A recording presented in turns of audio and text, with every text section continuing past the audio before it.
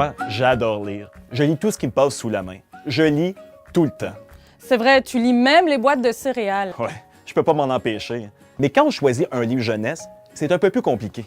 Surtout pour trouver quelque chose qui va plaire à notre jeune. Ouais, t'as raison. Voici donc 5 trucs faciles pour choisir un livre jeunesse. 5 trucs pour choisir un livre jeunesse. 1. Faire confiance au goût des lecteurs. Les enfants sont nos meilleurs guides. Ils savent ce qu'ils veulent lire et ce qu'ils aiment comme livre. On les laisse choisir, puis on les questionne sur leur choix. Ensuite, on leur demande quelles sont leurs activités, films et jeux préférés. Puis, on leur prépare des lectures qui les captiveront.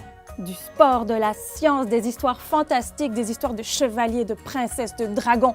On trouve absolument de tout dans la littérature jeunesse. Il y en a pour tous les goûts. Mais parlant de goût, il ne faut pas oublier que nos goûts ne sont pas nécessairement ceux de nos jeunes. 2. Adapter la sélection aux âges des lecteurs. Pour rejoindre tous les publics et les niveaux de lecteurs, c'est important de s'assurer d'avoir des livres pour tous les âges. Par exemple, pour les plus petits, choisissez des albums cartonnés avec moins de texte et plus d'images. Parlant du texte, plus votre lecteur apprendra à lire, plus vous pourrez choisir des lectures au contenu développé. Pour les plus vieux, on sélectionne des bandes dessinées, des mangas ou des romans. C'est possible également de les abonner à une revue. 3. Choisir votre intention. Des livres, il en existe plein. Avant d'en choisir un, on réfléchit à ce qu'on veut faire vivre au lecteur. Veut-on que notre lecteur rigole, qu'il vive une émotion, qu'il apprenne de nouveaux mots? Peut-être veut-on lui apprendre quelque chose sur la vie à travers une histoire? Si on a besoin de conseils, on n'hésite pas à demander des suggestions à notre bibliothécaire, libraire ou entourage. On consulte également les sites web consacrés aux livres comme Communication Jeunesse ou livreouvert.qc.ca. 4. Portez attention à l'apparence du livre. Un livre, on le choisit d'abord avec les yeux. On prend donc un livre qui attirera le lecteur par ses couleurs attrayantes, ses textures, ses motifs ou ses illustrations. Petit truc, on évite de choisir des livres avec des illustrations trop abstraites.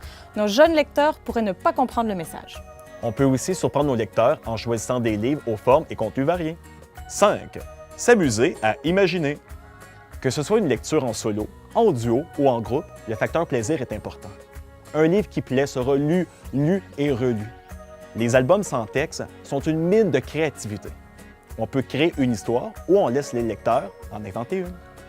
Si on souhaite lire à un groupe, il faut penser à une taille adéquate de livre pour que tout le monde puisse bien le voir.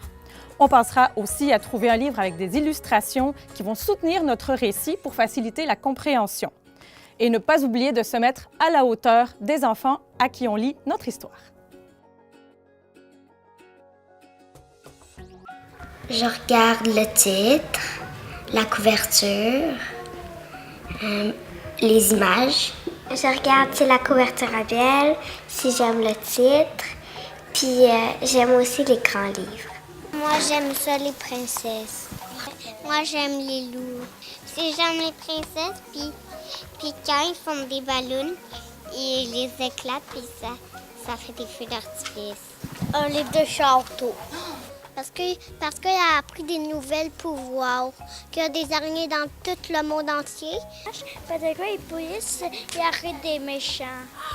Parce que j'aime les sorcières. J'aime lire! Récapitulons. Pour choisir un livre jeunesse, on peut 1.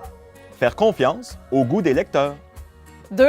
Adapter la sélection aux âges des lecteurs. 3. Choisir votre intention. 4. Porter attention à l'apparence du livre. 5. S'amuser à imaginer. Bonne lecture tout le monde!